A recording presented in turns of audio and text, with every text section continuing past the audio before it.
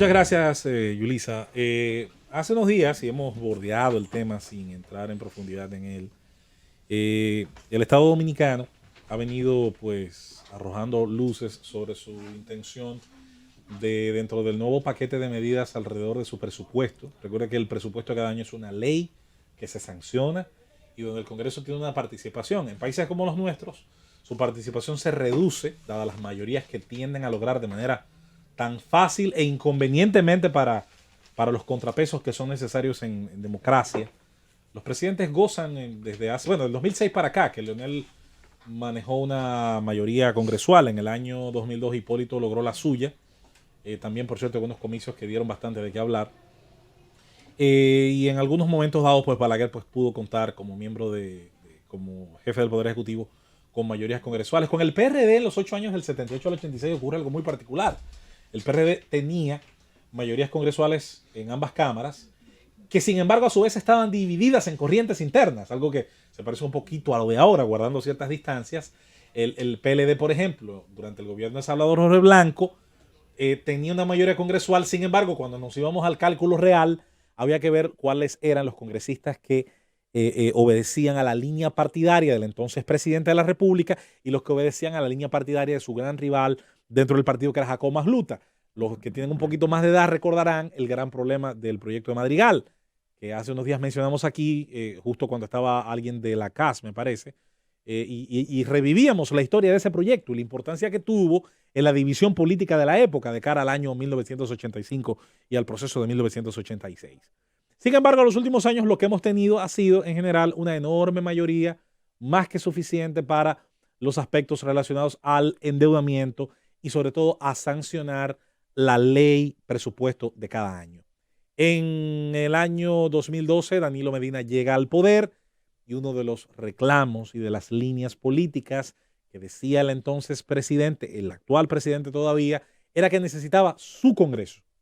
Y en el año 2016 logró su Congreso, porque los diputados de línea del danilismo, tanto los que se reconvirtieron por fe, supongo, como Sonia Mateo, como los que de hecho provenían de esa línea partidaria, lograron puestos en el Congreso, lograron los curules más que suficientes. Desde entonces el presidente Medina no tuvo ni lo había tenido antes. Y dudo realmente que lo hubiera tenido en todo caso, pero más que nada lograba la seguridad, la certeza de que sancionar sus presupuestos y lograr sobre todo las peticiones de préstamos a través del Congreso no iba a ser un problema.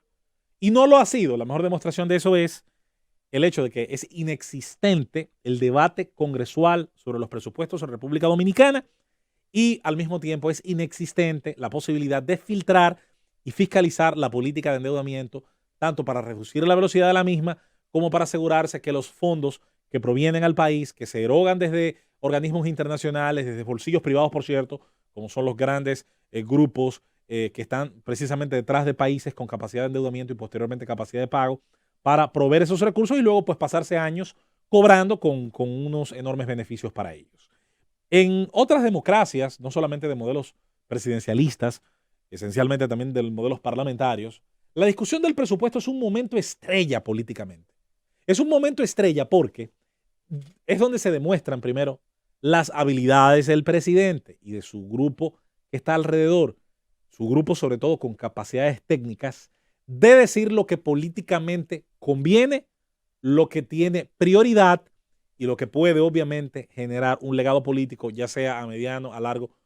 Una pena que se piensa más en el corto plazo, pero en el mediano y largo plazo es donde más quizás debería pensarse. Pero luego está el tema de que el Congreso, no importa si él mismo tiene mayoría oficialista o no la tiene, logra en cada año tener ese rehén que es el presupuesto y se supone que puede, a partir de los intereses de los congresistas y de los sectores que estos representan, obtener a cambio, negociar algunas partidas y algunas cuotas.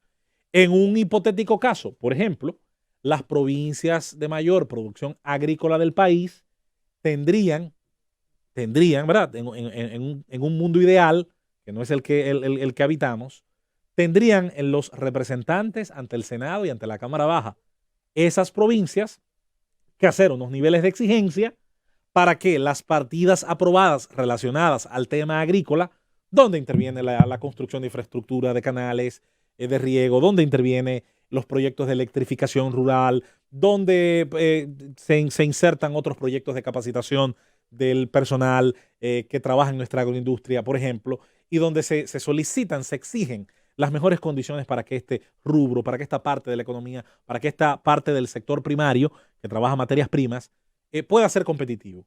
En la práctica, nada de esto ocurre. Los diputados que representan a provincias que son fortalezas del agro, que son columnas vitales del agro, miran hacia otro lado, esperan la línea partidaria y sobre todo en el caso del oficialismo, no dicen esta boca es mía, aun cuando el presupuesto pueda ser lesivo en sus partidas a los intereses que en teoría deberían ellos estar preocupados por representar.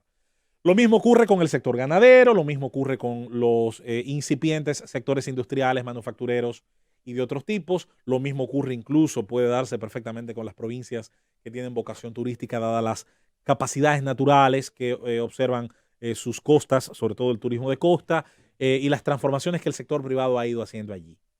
La realidad es que en la práctica, los congresistas no suelen aprovechar ese momento, que debería ser quizás un momento cumbre del año, para mostrar sus capacidades de presión y negociación. No ocurre.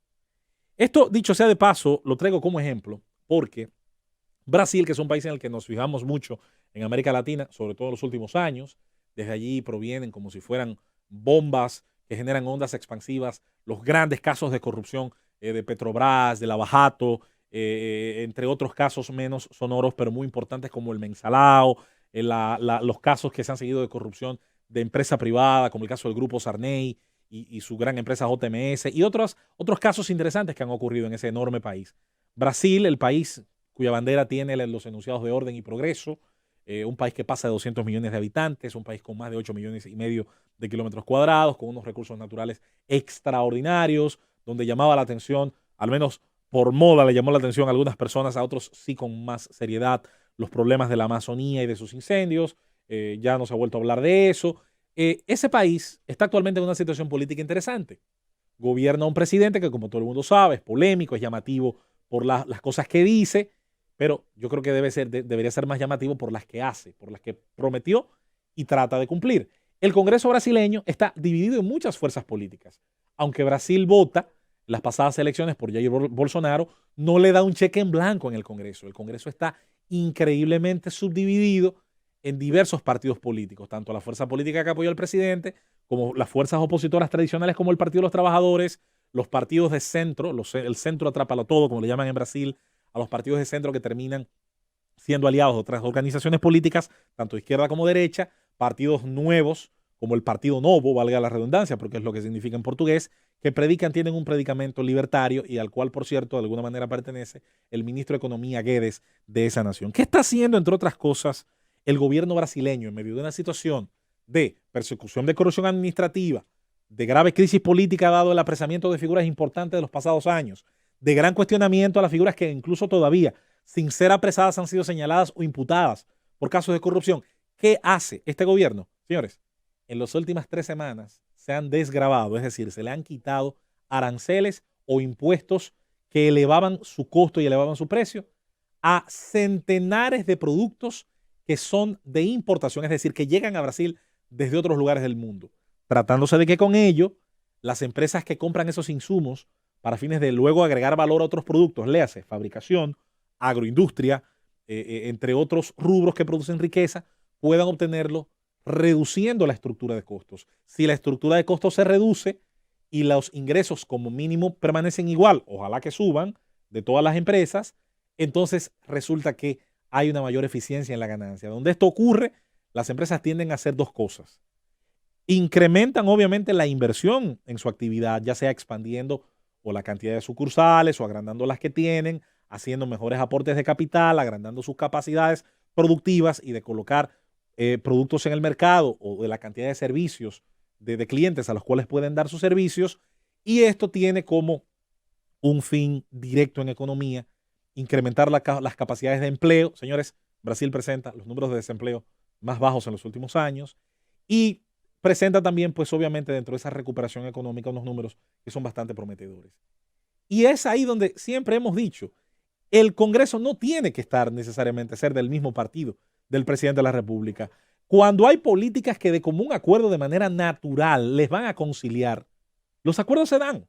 Ahora, se tienen que dar cuando en fase previa se discuten. ¿Cómo llegamos a esos acuerdos y a quién van a beneficiar esos acuerdos? Sobre todo en algo como la economía, cuyas leyes son por lógica inviolables. Usted no puede decir que lo que es de color rojo es azul y por magia se va a convertir de ese color. En economía, las normas tienen generalmente un apego al sentido común y las malas decisiones, en ese sentido, no importa la intención, entonces generan consecuencias. Y eso es lo que hay que ver. No veamos tanto a los líderes políticos, si podemos retrotraernos incluso a lugares más cercanos a la República Dominicana, por la supuesta intención que subyace en sus decisiones o por lo que dicen. Si esto cae bien o mal, a la gente y a los políticos especialmente hay que medirlos por lo que hacen o intentan hacer. ¿Cuáles son las acciones que intenta proyectar? ¿A quién usted intenta beneficiar en la medida en que toma una decisión? Por eso cuando hablamos de los salarios aquí hace un par de meses, yo insistía, y voy a hacerlo siempre por un tema de lógica, que una ley natural de la economía es que los aumentos de productividad son los que pueden permitir aumentos de salario. Si se impone lo primero, si se impone lo segundo, sin lograr lo primero, lo que va a usted hacer es mandar a mucha gente para su casa y provocar el cierre de empresas que están prácticamente navegando al filo de la rentabilidad. Y es mucho mejor un empleado con un salario que quizás no es el mejor a un ex empleado en su casa sin ningún salario. Sobre todo cuando las ayudas estatales ya han colapsado y cuando se ha demostrado que ese Estado hiperasistencialista que se quiso montar, incluso en una economía como esa, no podía ser mantenido y mucho menos aumentado. Y es lo que hoy precisamente tiene esta crisis, sobre todo en el caso ecuatoriano. Ver entonces que se ponen de acuerdo muy diversas fuerzas políticas para llegar a una mayoría que decide, miren, ¿saben qué? Lo que hay que hacer es quitarle presión al que ya es contribuyente, al que ya genera riqueza, al que invierte y se arriesga. En nuestro país, el presupuesto, señores, va por lo contrario. Lo que está pensando es qué va a grabar si el 10% de los servicios digitales que consumimos, y que son de las pocas cosas que quizás nos quitan algo de presión y que nos dan un poquito a lo mejor de aliento y diversión cuando llegamos a nuestros hogares, o mantener, incluso elevar impuestos que ya están bastante elevados, como el de las telecomunicaciones, el ITEVIS, que es el impuesto al valor agregado y demás. Porque la culpa al final la paga el contribuyente, aunque no baile de la fiesta de los recursos que posteriormente se obtienen en su sacrosanto nombre.